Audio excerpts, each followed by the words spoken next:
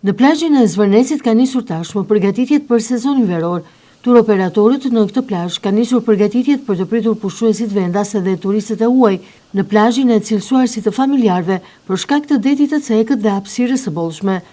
Bizneset lokale të Zvërnes, ashtu si edhe një vit më parë, kanë nisur të vendosin në bregdet, çadrat dhe shezlonën për të bërë gati për shfrytëzimin e hapësirës publike për plazh pas nisjes zyrtare të sezonit veror. Situata në plazhin e Zvërnesit për sa i përket shfrytëzimit të hapësirës publike për plazh është thuajse e njëjtë si një vit më parë.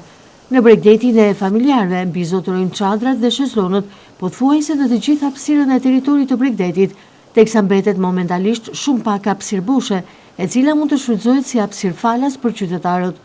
Sipas informacioneve, turoperatorët në Zvërnec kanë nisur aplikimin për shfrytëzimin e hapësirës publike, pasi shumë prej këtyre lejeve janë marrë me licencat në IPTIN e njësive hoteliere, ndërsa shumë të tjerë kanë marrë hapësirën publike në shfrytëzim për plazh me anën e dhomave të plazhit, të cilat i lëshojnë me qera që kanë në administrim. Sipas ligjit të ri për shfrytëzimin e hapësirës publike për plazh, prioritet do të kenë hotelet dhe më pas dhomat e plazhit me qera, ku ky projekt ligj do të shërbej edhe për formalizimin e dhomave me qera, ku sot ende 70% e tyre vijojnë si biznese pa licencë të paregjistruara e që ushrojnë aktivitetin në të zezë.